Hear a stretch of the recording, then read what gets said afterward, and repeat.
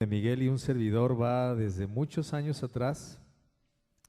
Yo los conocí a ellos en el campamento, primer campamento que hubo cuando Palabra de Vida organizó el campamento, y tengo entendido que hace poco Leo Di Gilio estuvo por aquí acompañándoles, ¿verdad? El año pasado. Estuve en la boda de Miguel y de Julia, allá en Mérida, Yucatán. Ya no hablas así, hermano. Ya se te quitó. Todavía. Él me enseñó un canto, Chukwinikimetikech, Wakata Timpach, Wakata Timpach, Wakata Timpach, Chukwinikimetikech, Chukwinikimetikech. Algo así, es que tengo mala pronunciación en maya. Y en Instituto Bíblico fuimos buenos amigos, pasamos realmente buenos tiempos, y bueno, su esposa Julia. Cantamos juntos en Colosenses 3, nos salimos juntos de Colosenses 3, y Dios ha sido un Dios lleno de misericordia.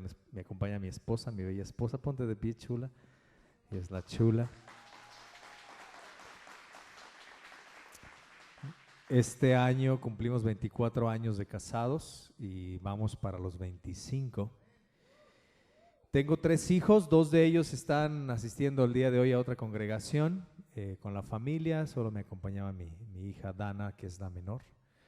Un servidor tiene trabajando 5 años en el sur de Chicago, en la iglesia bautista Ashburn, muy cerca del aeropuerto Midway. Si alguna vez ha usted visitado Chicago, hay 2 aeropuertos, el grande O'Hare, Midway en el sur, estamos allá. La última vez que estuve aquí, Miguel, fue en aquel viaje misionero que nuestra iglesia, la otra iglesia en el norte de la ciudad, Armitage, hizo. Y no pudimos venir el grupo a trabajar aquí, pero recuerdo bien haber estado aquí. Desde entonces no estábamos por acá. Me dio mucho gusto ver las cajitas de El Buen Samaritano, porque nuestra iglesia preparó 175 cajas para enviarlas de regalo a distintas partes del mundo. Y qué alegría es escuchar de esto, porque a veces al hacer una caja no sabes a dónde va a ir, etcétera, etcétera. Pero qué alegría de verdad ver ello, que están dándole el uso correcto debido. Una alegría ver a Daniel tocando ahí, a David tocando acá la batería, a su hija cantando. Julia creo que nació cantando. Cuando le dieron la nalgada, en vez de llorar, dio un do de pecho. ¿Sigues componiendo, mi hermano Miguel? ¿Sigues componiendo? Qué bueno, qué bueno. ¿Y canta? Sí, qué bueno, excelente, qué bueno.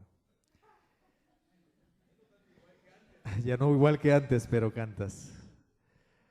Una alegría también ver cómo está mejorando el local. Recuerdo lo difícil que fue desde el establecimiento, la donación de Tonalá al mismo, y poco a poco lo he ido levantando, y la fidelidad de Dios es grande, de verdad. ¿Está de acuerdo conmigo, verdad que sí? No sé cuántos de ustedes están expectantes, tristes sobre el 2015. El 2014 nos dejó una serie de situaciones complejas, difíciles, dolorosas.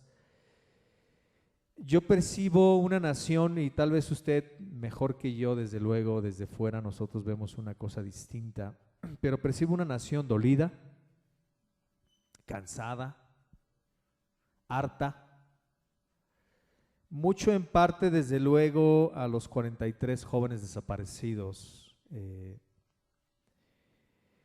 Lo peor que podemos hacer como seres humanos, y muy particularmente como mexicanos, es poner nuestros ojos en el gobierno. Y estoy de acuerdo y creo que un buen gobernante es clave en el rumbo de una nación. Pero fue hace algunos años que John F. Kennedy dijo estas palabras: no te preguntes qué es lo que puede hacer tu nación por ti. Pregúntate más bien qué es lo que tú puedes hacer por tu nación. Y si nosotros queremos ver un cambio generalizado en México, en Tonalá, en Jalisco, en Guadalajara, el cambio, ¿sabe dónde empieza? Aquí. en el corazón, en nuestros matrimonios, en nuestros hogares, bajo el techo de nuestra casa. Yo tampoco soy muy fan de mi presidente allá en los Estados Unidos, tengo que confesárselo. Cuando surgió la posibilidad de la reelección y estaba corriendo en contra de él, Mitt Romney, yo estaba orando y pidiéndole, Señor, por favor, quita del gobierno a este hombre, quítalo por favor del gobierno. Y como nunca había orado políticamente, lo hice. La noche en que anunciaron que Barack Obama era reelegido, yo me fui deprimido a la cama. No, ni terminé de ver el noticiero. Apagué el noticiero y me fui y me acosté deprimido. Si quieres saber por qué, después se acerca y me pregunta, pero no tiene importancia en este momento. A la mañana siguiente desperté con una actitud distinta porque recordé quién es el que está en el trono. El que está en el trono no es Barack Hussein Obama, sino usted sabe que es el Señor Dios Todopoderoso. Su Biblia abierta en Isaías capítulo 6. Isaías capítulo 6, en los versos 1 al 3. Leo en Reina Valera 1960, en el año en que murió el rey Usías. Vi yo al Señor sentado sobre un trono alto y sublime, y sus faldas llenaban el templo. Por encima de él había serafines, cada uno tenía 6 alas, con 2 cubrían sus rostros, con 2 cubrían sus pies y con 2 volaban. Y el uno al otro daba voces diciendo, Santo, Santo, Santo, Jehová de los ejércitos, toda la tierra está llena de tu gloria. Señor, queremos suplicar que uses tu palabra. Tú sabes cómo estamos cada uno de los presentes. Y te suplico, Señor, que nos encuentres en el lugar en el cual estamos espiritualmente, nos desafíes para llevarnos al siguiente paso espiritual, cualquiera que éste sea. Señor, que el poder de tu palabra y tu Espíritu Santo ministre en cada corazón. En el nombre precioso de Jesús, el Mesías. Amén. Si yo le preguntara a usted o le dijera, existe una parte de esta porción de la Escritura, Isaías 6 del 1 al 3, que no pertenece al texto como tal, y tuviera que hacer un análisis muy honesto sobre lo que ahí se menciona, ¿qué parte de esta porción no pertenece al texto? ¿Cuál escogería? ¿Cuál es la parte que se menciona en Isaías 6, del 1 al 3, que como que hace un cortocircuito con el resto del texto? ¿Ya lo analizó? ¿No? ¿Todo le hace sentido y algo como que no encaja? Un comentario medio raro. ¿Ah? En el año en que murió el rey Usías. Todo el texto es majestuoso. Vi yo al Señor sentado sobre un trono alto y sublime, y sus faldas llenaban el templo, y había serafines pero hay una parte que pareciera que no pertenece al texto. En el año en que murió el rey Usías, vi yo al Señor. Casi nunca falla el examen. Ahora déjeme se lo digo claramente. En el año en que murió el rey Usías es parte del texto. Pero tenemos y solemos reaccionar así porque parece un comentario como fuera de lugar. Sin embargo, precisamente el año en que murió el rey Usías nos va a poner la plataforma y todo el respaldo, el background, como decimos, para que podamos entender la importancia de las siguientes palabras: vi yo al Señor sentado sobre un trono alto y sublime. Esa frase, el año en que murió el rey Usías, nos van a poner el tono de canción, un tono menor, medio raro, que nos va a ayudar a entender el resto del texto. Evidentemente entonces tenemos que empezar a preguntarnos, bueno, ¿y quién fue el rey Uzías? En el año en que murió el rey Uzías. Primer pregunta, si vamos a hacer una sana hermenéutica del texto, es bueno, ¿y quién fue Uzías? ¿Está de acuerdo? Bueno, Uzías se menciona en dos pasajes, Segundo de Crónicas, capítulo 26, y Segundo de Reyes, capítulo 14. Segundo de Reyes se le llama Azarías. Vamos a detenernos de manera muy especial en Segundo de Crónicas 26, y allá es donde vamos a conocer al rey Uzías. El rey Uzías fue el 10º rey de Judá. Hasta donde alcanzamos a notar en el texto, Uzías fue un rey bueno, por lo menos así nos lo dice el texto. Segundo de Crónicas 26, dicho sea como nota, es Segundo de Crónicas, no segunda, porque es libro. Entonces tomó el pueblo de Judá a Uzías, el cual tenía 16 años de edad, y lo pusieron por rey en lugar de Amasías su padre. Uzías edificó a Elot y lo restituyó a Judá después que el rey Amasías durmió con sus padres.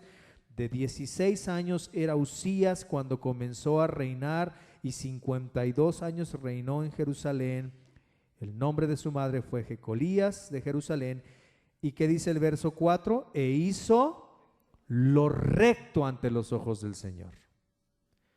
16 años. Pónganse de pie todos los jovencitos que tienen 16 años, por favor. No tenemos jovencitos de 16 o jovencitas de 16 años. No hay.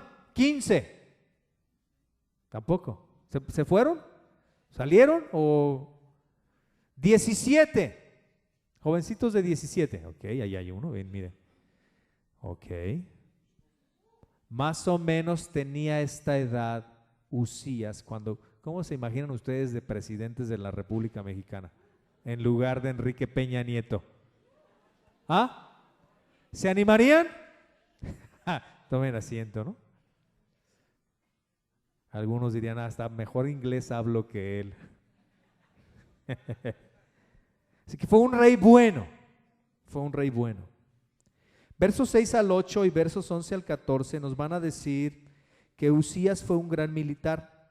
Dice, y salió y peleó contra los filisteos, y rompió el muro de Gat y el muro de Jabnia y el muro de Asdod, y edificó ciudades en Asdod y en la tierra de los filisteos.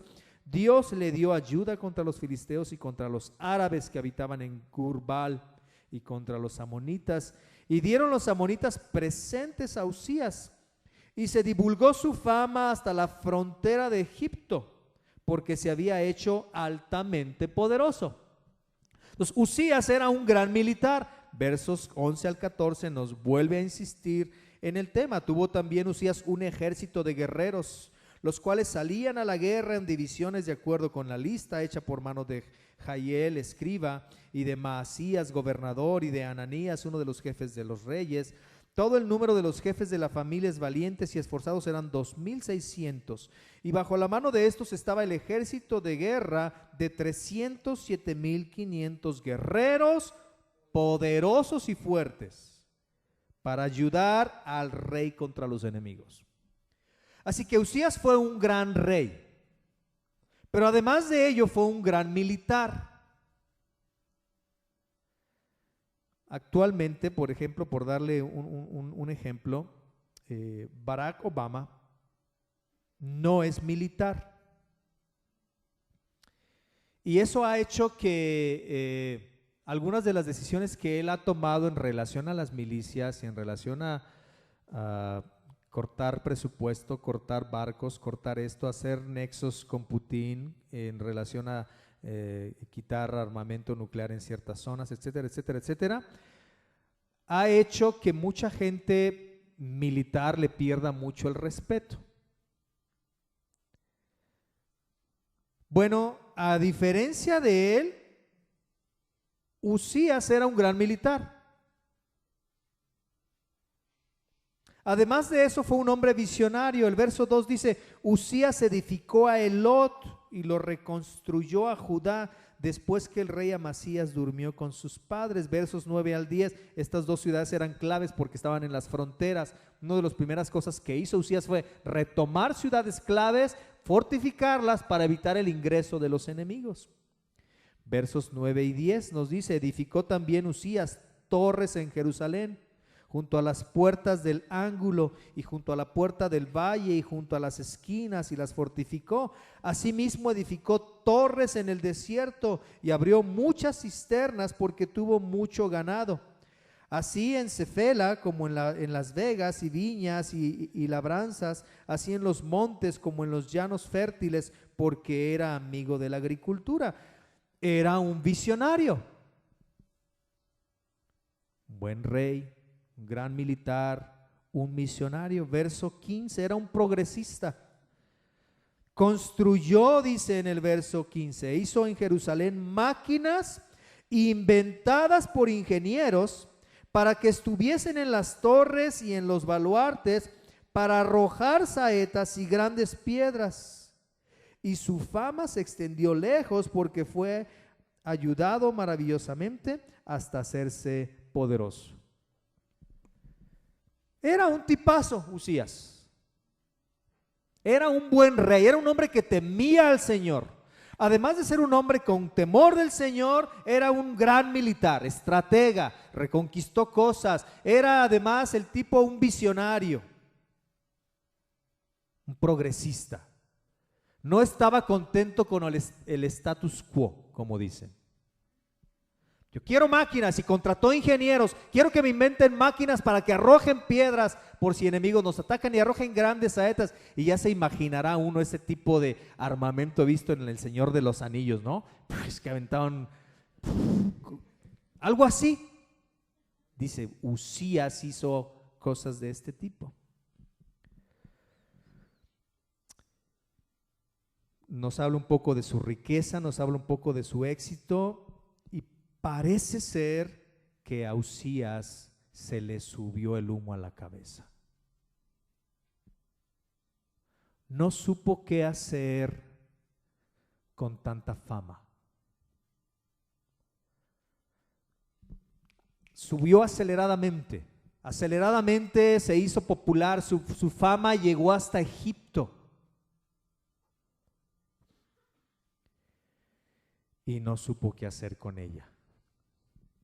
En el verso 16 se nos dice: sin embargo, o más, cuando ya era fuerte, su corazón se enalteció para su ruina, porque se rebeló contra el Señor su Dios, entrando en el templo del Señor para quemar incienso en el altar de incienso. Uzías se envanece, se enaltece y dice que usurpa un lugar que no le corresponde. El lugar, la persona a la cual le correspondía ofrecer incienso en el templo era solamente de los sacerdotes. Era ley de Dios, era el establecido, había un calendario para el mismo. Y lo que hizo Uzías es: me importa un comino lo que dice el Señor, yo soy el rey, yo voy a hacer lo que me dé mi gana y voy a ofrecer incienso. Y ¿sabes qué? La Escritura dice que el que se enaltece será humillado, y el que se humilla será enaltecido.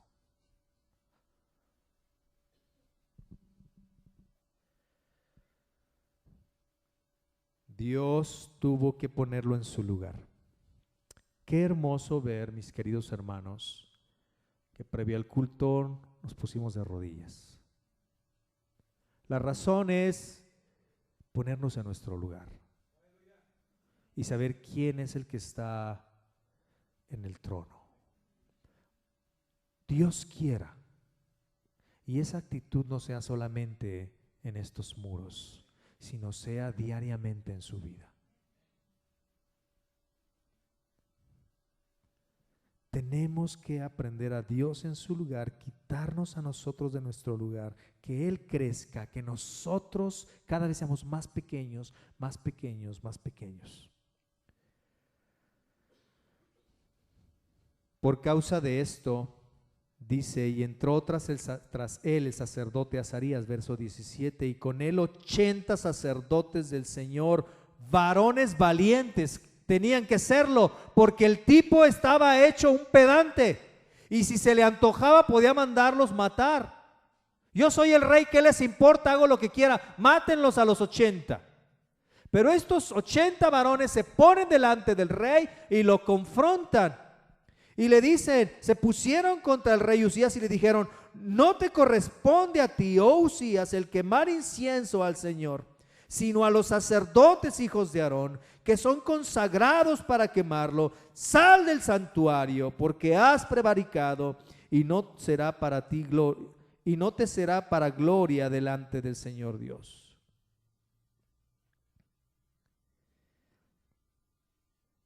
Entonces Usías, teniendo en la mano un incensario para ofrecer incienso, se llenó de ira. Estaba lleno de sí mismo, estaba enfermo, tenía usiasitis aguda. Le dio usiasitis aguda. Estaba enfermo de sí mismo, es confrontado diciéndole: no es tu lugar, este no te corresponde, y se llena de ira.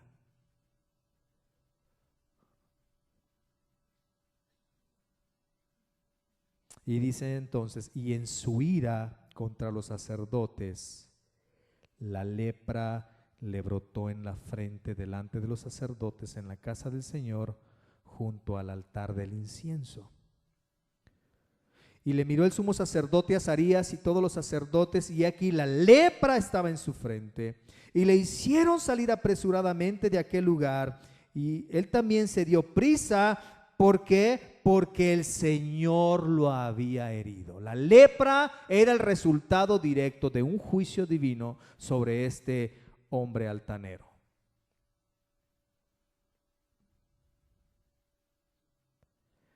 En Levítico capítulo 13 y 14 encontramos una lista muy larga de cosas a la cual se le llamaba lepra. No sabemos con exactitud si era una lepra en el sentido en el que hoy en día la conocemos. Levítico 13 y 14 dan toda una lista sobre enfermedades de la piel, y cada vez es lepra, es lepra, es lepra, es lepra.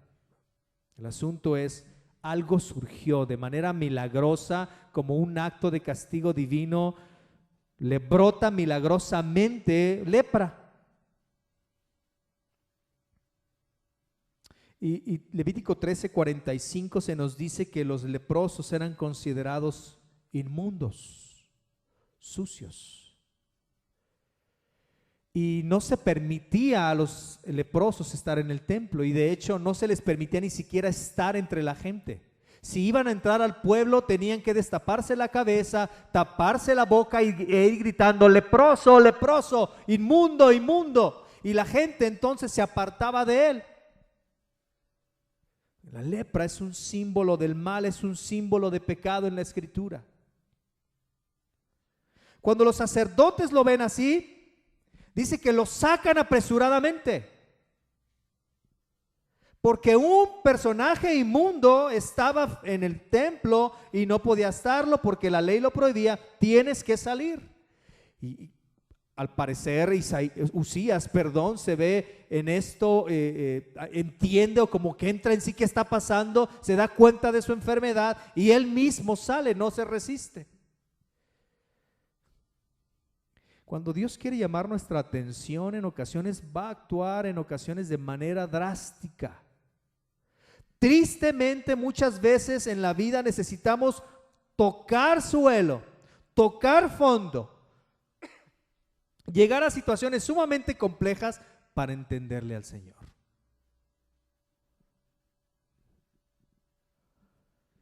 Si tú estás jugando con el Señor,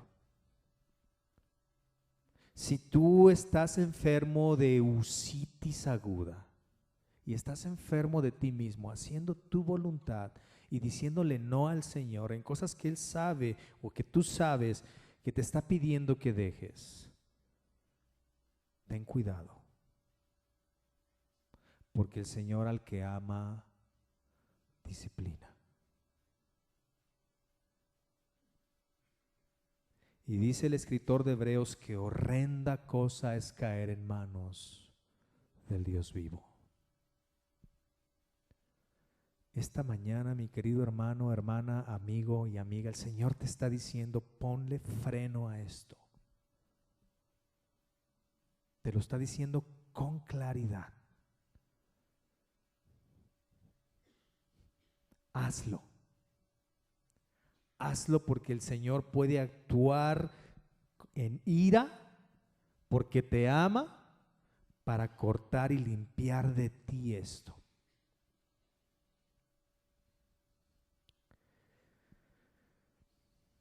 Verso 21, y le miró el sumo sacerdote Azarías y todos los que en él estaban, ya lo leímos, verso 21, así el rey Usías fue leproso hasta el día de su muerte. Y habitó leproso en una casa apartada, por la cual fue excluido de la casa del Señor.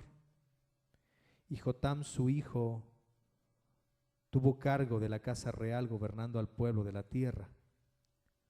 Los demás hechos de Usías, primeros y postreros, fueron escritos por el profeta Isaías, hijo de Amós. Y durmió Usías con sus padres, y lo sepultaron con sus padres en el campo de los sepulcros reales. No lo sepultaron en el cementerio, sino en un campo apartado del cementerio, porque por causa de su lepra no merecía ser sepultado con honores.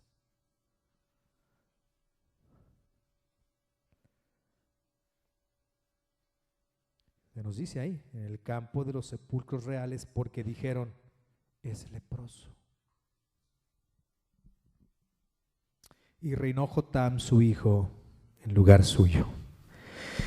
Cuando uno lee la primera porción de la escritura y uno encuentra a este rey, uno no viene una serie de pensamientos. Resulta ser que una especie de combinación de Saulo de Tarso, San Pablo,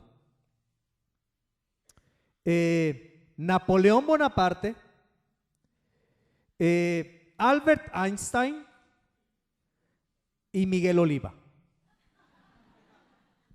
O sea, el tipo era perfecto, era el hombre ideal para el gobierno. Y le pregunto, ¿cómo piensa usted que se sentía Israel mientras Usías estaba en sus cabales?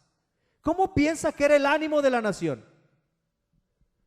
¿Había confianza? ¿Cómo piensa usted que estaba el peso israelita? ¿En 15 pesos devaluado? No, seguramente las finanzas bien, mucho trabajo, había seguridad, la policía, la cosa se veía increíble. Israel iba, pero a pasos agigantados, a convertirse en una potencia mundial. Y el pueblo lo sentía, porque un tipo sentado gobernando, cuando hace las cosas bien, lo refleja, hasta en los autobuses se nota.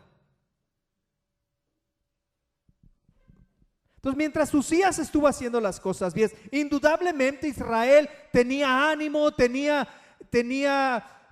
esperanza, había visión. Este tipo es increíble. Y seguramente tenía hasta su club de admiradoras y de admiradores. Y le componían cantos y le hacían y se paraban en las esquinas para cuando les agarraba el alto en los caballos y en los camellos. Usías, y todo, sí, Usías.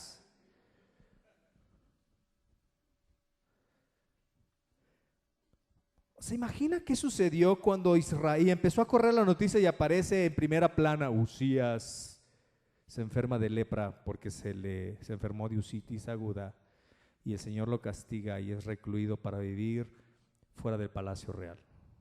¿Se imagina la sensación nacional? Hace algunos años en los Estados Unidos sucedió un incidente con Bill Clinton cuando cometió infidelidad sexual con Mónica Lewinsky. ¿Se acuerda de aquel escándalo? Y Bill Clinton mintió deliberadamente a la nación en televisión diciendo: yo no tuve relaciones sexuales con esa mujer. Mentiroso. El tipo más poderoso del mundo resulta ser un cobarde incapaz de reconocer su infidelidad.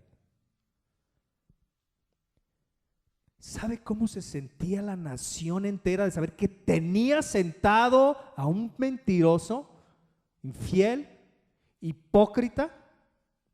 La nación lo percibía y la nación se sentía rara.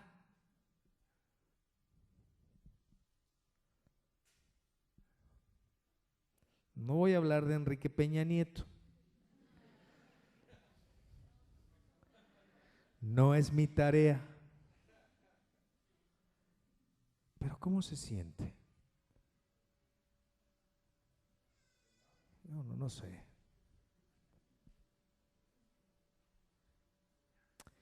Entonces se enteran de que Uzías, este tipazo, este hombre bajo el cual nuestra nación estuvo en la gloria, este hombre bajo el cual Israel creció, fue respetado por sus enemigos, la economía se vio mejorada, la agricultura se vio mejorada, nuestros hijos se sentían seguros, tenemos un ejército capaz de defendernos. De repente cae de su trono, se enferma de lepra y vive a un lado del palacio.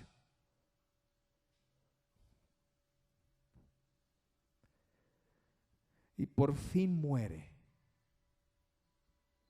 Y cuando muere no hubo cantos reales, porque lo que había era vergüenza.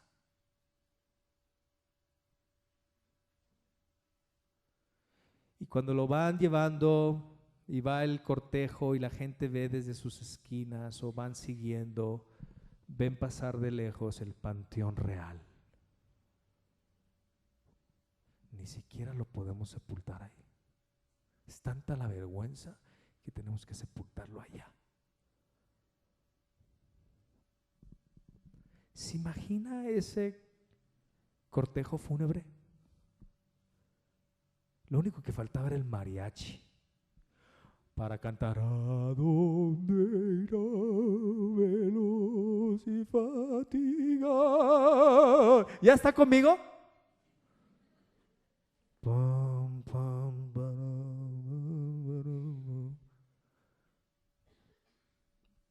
El gran Uzías ha muerto. Y entonces entendemos Isaías 6. Y nos dice el Señor por medio del profeta: en el año en que murió el rey Uzías, vi yo al Señor sentado en un trono alto y sublime, y sus faldas llenaban el templo.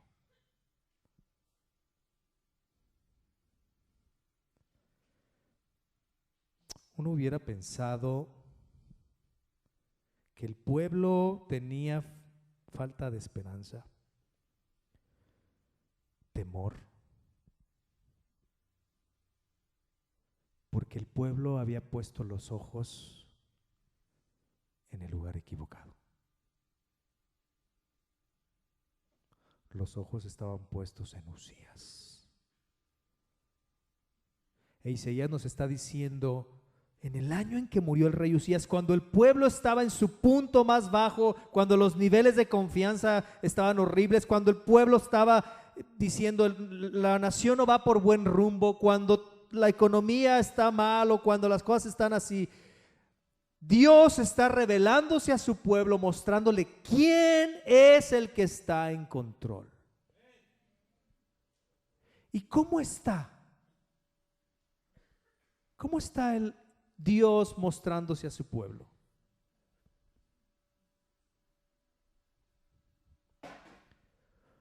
Yo no estoy alarmado.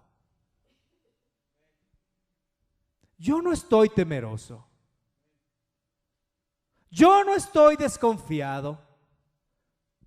Yo estoy sentado en mi trono, gobernando, tranquilo.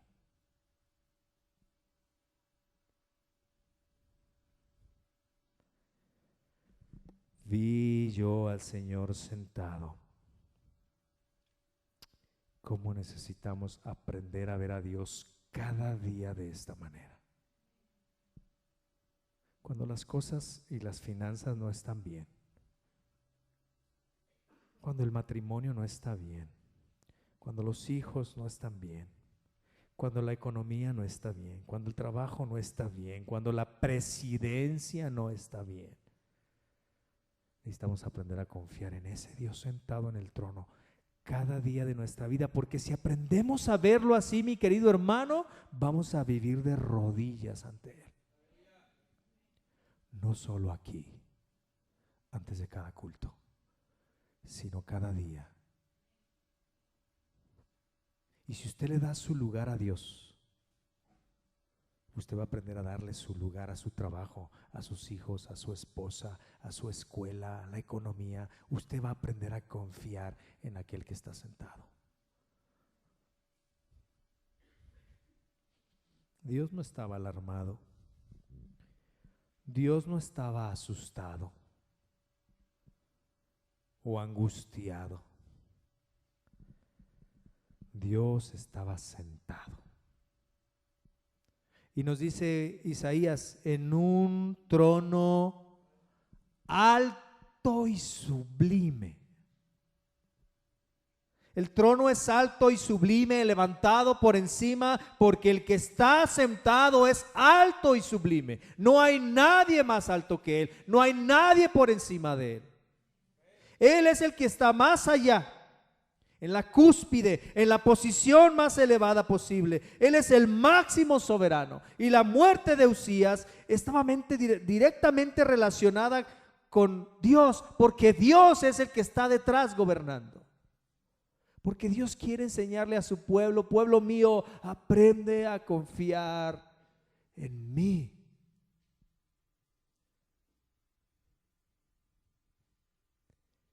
Y luego nos da el detalle, sus faldas llenaban el templo.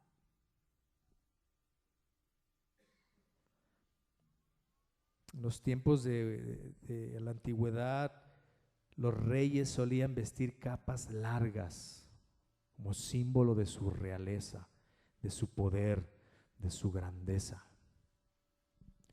Dice el texto que las faldas del Señor llenaban el templo. Además de ello, las faldas, al estar al final del rey y estar en contacto con el suelo, eran la parte más baja del rey, era la parte más baja de la vestimenta. Si las faldas, que eran lo más bajo, llenaban el templo, siendo increíblemente majestuosas, que llaman la atención a Isaías, ¿cómo no será aquel mismo que las porta?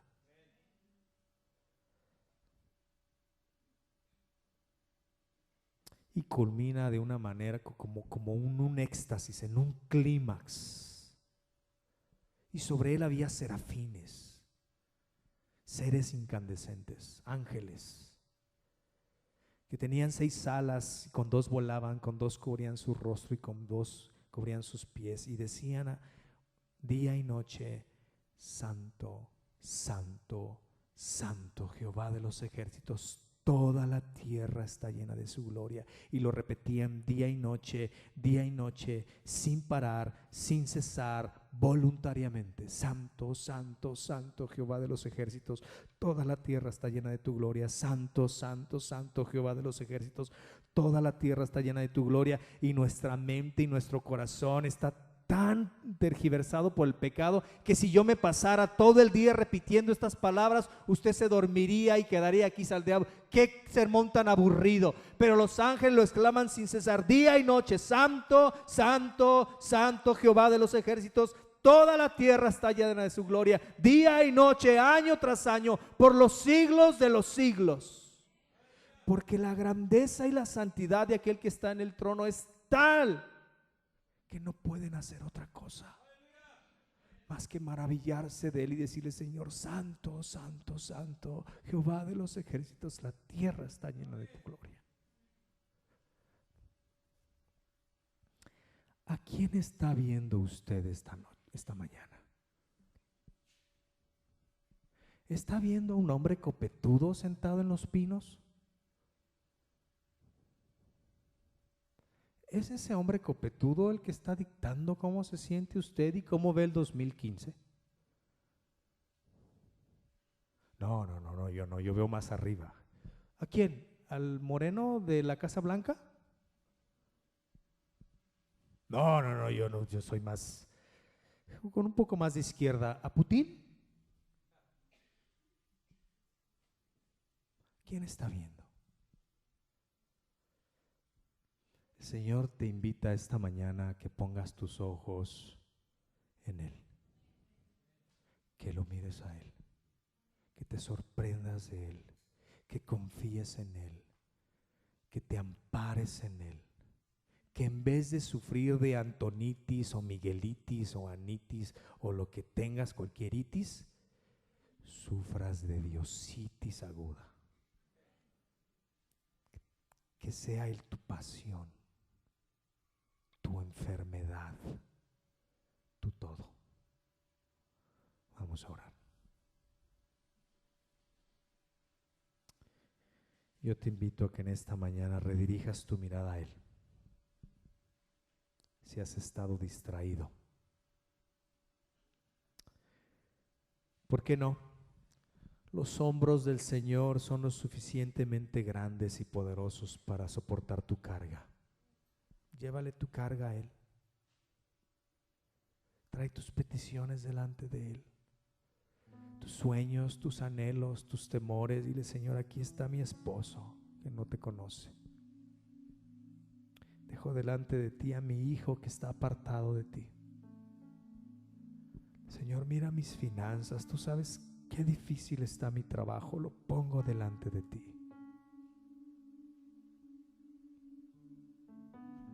Pongo a mi iglesia, mi ministerio.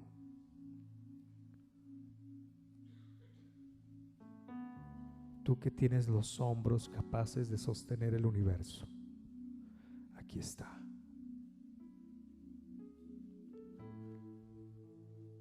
Estás viviendo en pecado, decide hoy abandonarlo, porque el que está sentado en el trono es santo, santo, santo.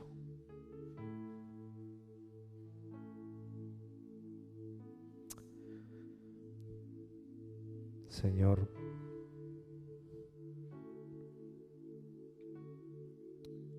¿qué decir? ¿Qué podemos mencionar que tú no conozcas? No hay palabra que te pueda impresionar o canto lo suficientemente sublime que pueda impresionarte. Tú eres perfectísimo, limpísimo, santísimo, purísimo. Y si en esta mañana estamos aquí presentes, es solo por tu bendita gracia y tu fidelidad. Y yo te agradezco que es así, Señor, que tú no me pagas conforme a mis maldades, sino que me cubres con tu gran amor. Y sentado desde tu trono, me amaste, me cubriste con gracia, con amor. Señor, miramos hacia un 2015 lleno de expectativas, probablemente temores, sueños, anhelos. Queremos ir cada día del 2015 mirando al trono, viéndote a ti sentado, poderoso, seguro, gobernando. Aquí estamos, Señor, agradeciéndote por lo que vas a hacer. En el nombre precioso de aquel que dejó su gloria y honra al lado tuyo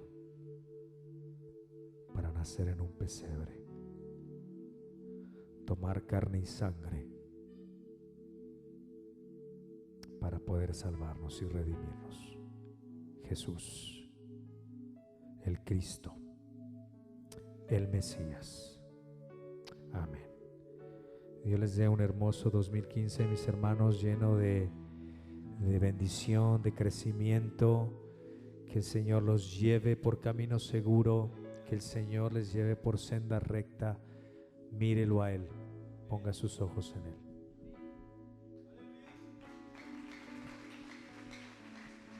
Un aplauso a Dios por la vida de Antonio. Dios te bendiga.